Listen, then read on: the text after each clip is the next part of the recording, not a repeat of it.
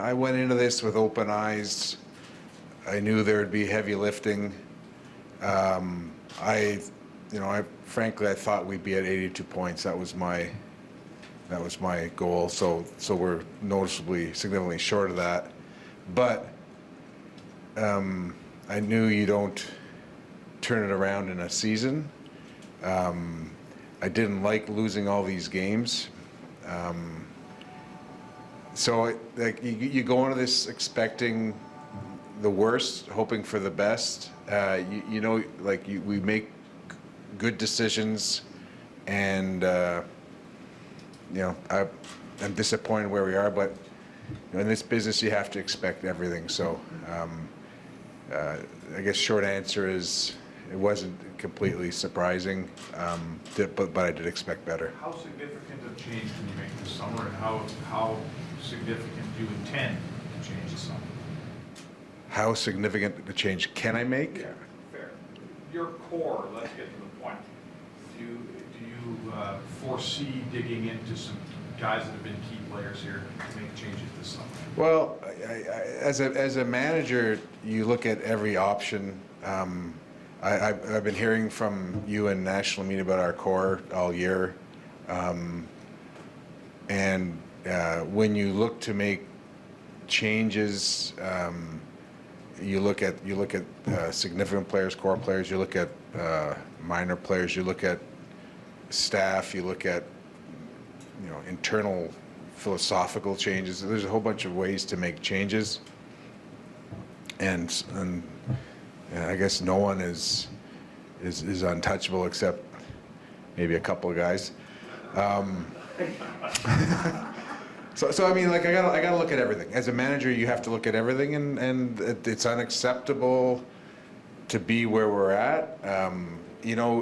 Part of the process when you look back at a season is that as a manager, you look back at all the metrics, all the analytics, all the stats, and we did have improvement on areas, but the bar was pretty low, and I want to be better than that. And what we have now isn't good enough. Sorry, Peter. Is it fair to say that maybe a move of the core might be affected where you end up getting slotted after the lottery?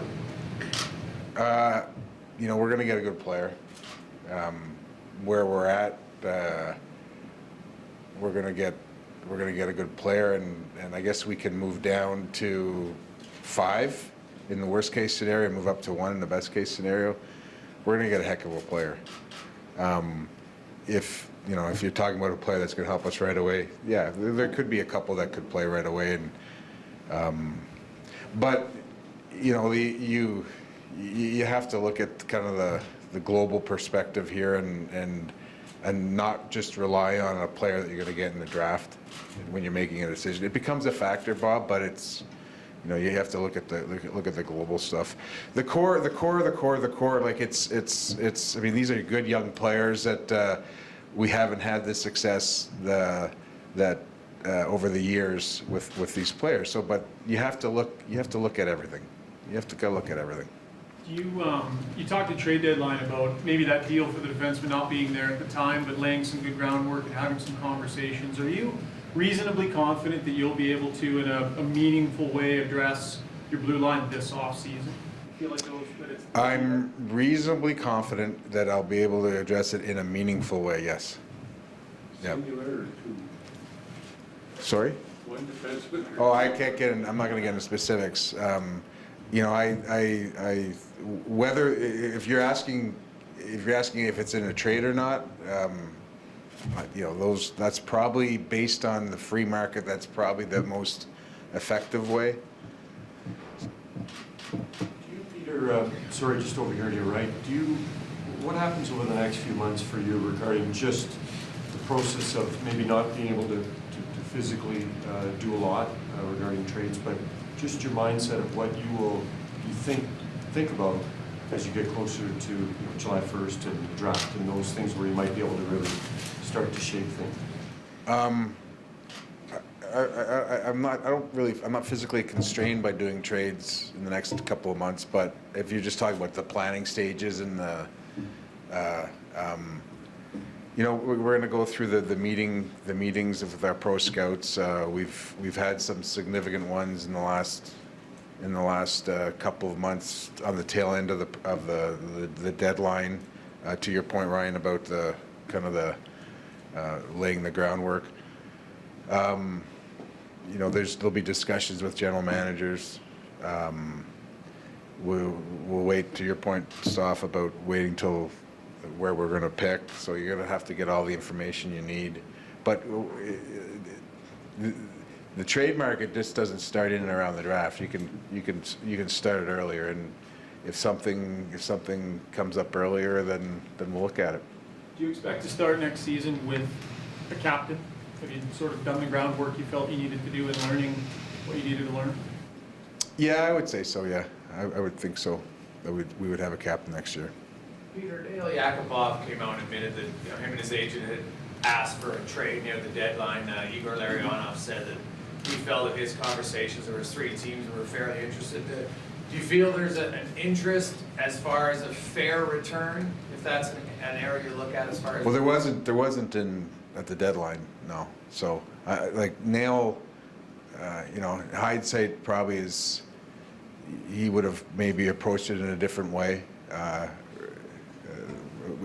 He says that article wasn't, either he was misquoted or not, but Nail is still a valuable asset to our organization. He's a good player. It hasn't worked out here if you compare him to other players of his pedigree, but he's got some games still and he's young, so we're not just going to give him away. But there wasn't a market at the trade deadline. Can you give us, now that the season's over, just the whole timeline on Oscar Klefbom and where you think he's at as far as next year? I don't know if Clef talked about it. It was a frustrating thing, and it was almost like the perfect storm as far as kind of 2 successive infections and really a cut on his knuckle resulted in an infection in his ankle.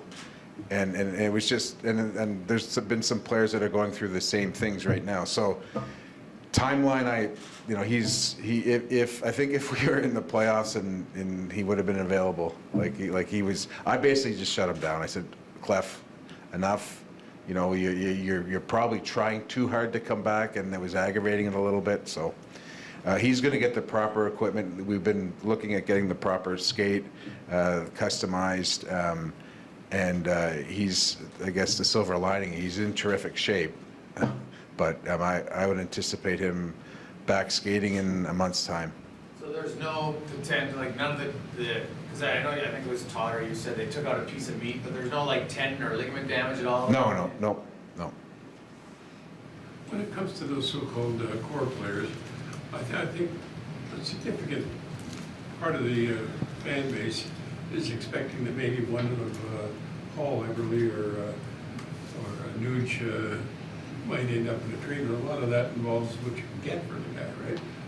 Have you, in your head, is it a more than likely scenario that one of those goes, or is that the people it's...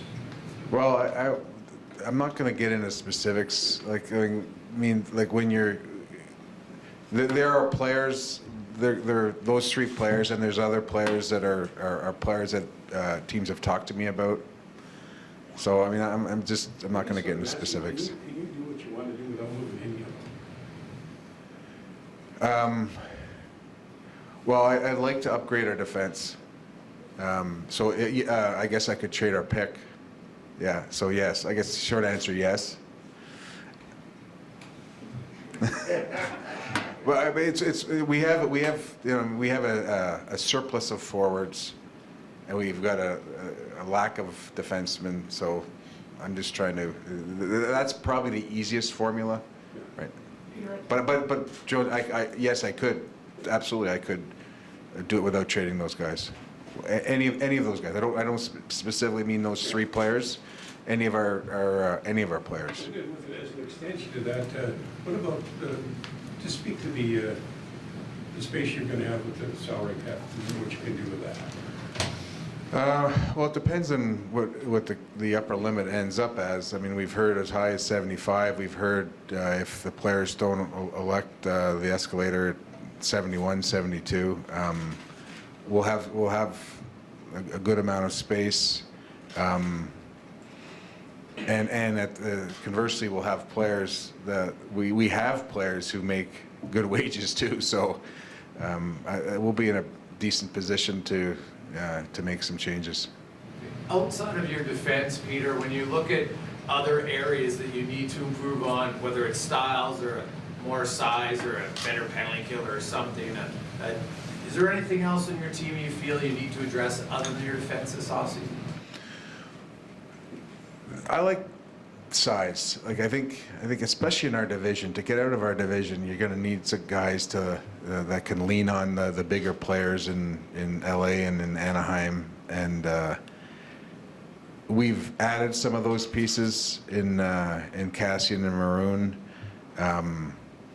I think when you look just after the trade deadline, when you look at just those additions, and then you look at a Party and a Cracknell, just two bigger players plus the other ones, I think you see how he can change the complexion. And so that's something that we're going to try and continue to do. So on that note, you have two big guys, one's an RFA, one's a UFA, and Greiba and Cassidy. Greiba was a guy who Todd used a lot up until he got injured. Have you had any conversations with his camp? Is that a guy you look as maybe as a number 6? And do you think Cassidy will be back? I'm not going to get into details on negotiations. Those are two big guys, and you've heard my comments on size. And I think Grimes played quite well leading up until getting hurt, and I like the addition of Zach. And I thought he's been a model citizen. His production hasn't been as good as I thought it would be, but he's in terrific shape. He's skating well. He's doing a lot of the things that we want him to do. So those are, him and Grimes have been two good components, I find, for our team. I'm not sure which hat you end up wearing when you answer this, but you look at Ryan Nugent-Hopkins and making the decision, sounds like not to take part in the World Championships, a little bit more rehabbing. What do you think of that decision? As GM of the Oilers, but also as a guy looking to put together a team for the World Cup? As GM of the Oilers, I talked to Ryan about that invitation, and he told me he just didn't quite feel healthy enough with his hand and his head. Doesn't mean that he still has concussion type symptoms, but so I have to respect that. And then as GM of the World Cup team, I have no comment. Nuge is a good player, and he's a very good two-way player, and he had a tough year with injuries. I liked a lot of what I saw of him when he played. He has to improve in a number of areas, but he's young and he's smart and he plays a good two-way game. Let's use a big picture of this. How much improvement do you expect out of this hockey club next year? More than the improvement we had this year. So this year we were, again, a taller midget. With 62 to 71, so bigger improvement than last year. Here's what I saw, because I talked about improvement coming in. I saw better structure this year. I saw a better level of compete. We were in more games. Our penalty kill, our power play was better statistically. Our Corsi numbers were better. In the second half, they were better. So our possession numbers were better. Goals against were better. So there has been improvement. Again, the baseline isn't great. So from the reference point isn't great. So I would expect more improvement. And you can turn around a team in a hurry, but there has to be the basis of improvement. And I've seen that. I've seen that this year. I've seen it with our coaching staff, and I've seen that. So I'm not going to give you a number, Terry, but I would expect greater improvement than we had this year. Would you venture Prediction? well, the other P playoffs?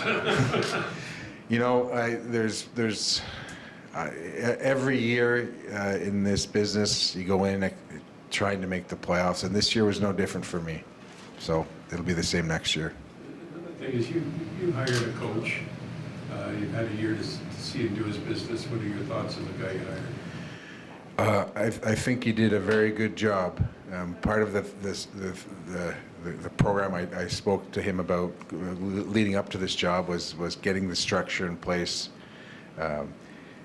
speaking to and installing the finer elements of the game that you need to win playoff games. And I know we're pretty much as far from the playoffs as every team but one, but I saw the things I talked about when I talked about the improvement.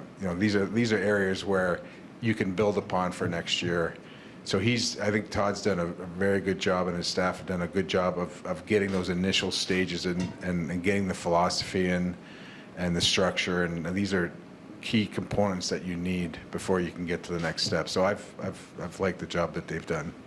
You talked about your defense, you want to upgrade it to two young guys, maybe played more because of injuries, Darnell Nurse and Griffin Reinhardt. What did you think of their development, Peter? And would you construe it as a negative at all if both of them started next year and had more season in the AHL if necessary?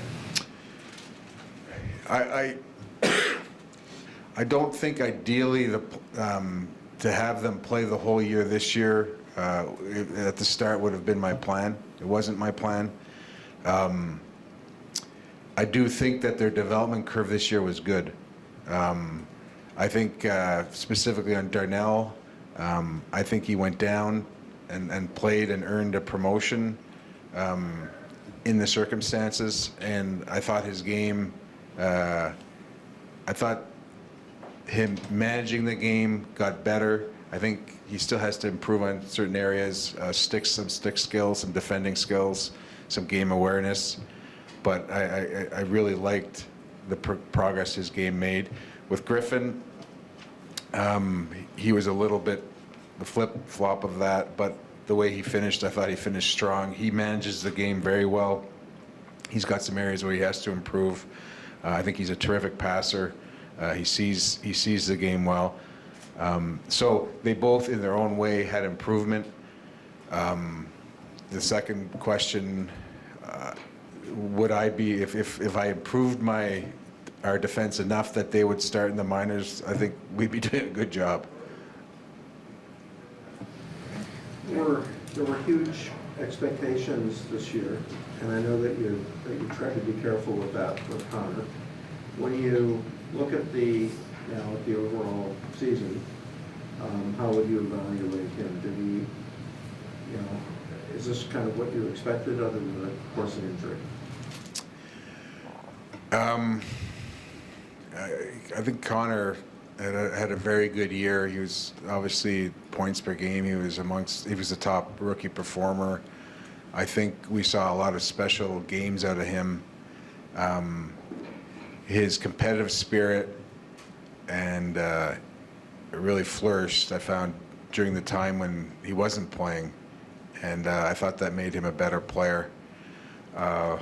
He's a special player, and I maybe heavy-handedly or clumsily, maybe is a better way to describe it, tried to temper those expectations, but he's a heck of a player. Your goaltender, you obviously solidified a starter in Cam Talbot, gave him the contract, he played well. Do you have a plan for next year? Would you like a veteran backup? Do you want Lauren to push for that job? What's your plan as far as a backup? Do you think he would be better served to be a starter for one more year in the game? That's a good question. Part of the plan this year was to give him a taste and let us evaluate. When we brought him up for the last time, his play hasn't been very good. He is working hard in practice. I would say that spot's wide open. You're going to make some reassignments back down to Bakersfield, or? Yeah, we're gonna make a few. I haven't spoken to the players yet, so We won't tell them. they're all in my room waiting. So I think they've figured it out. Okay, thank you, Peter. Thank you, guys. Thank you. Thanks, Peter.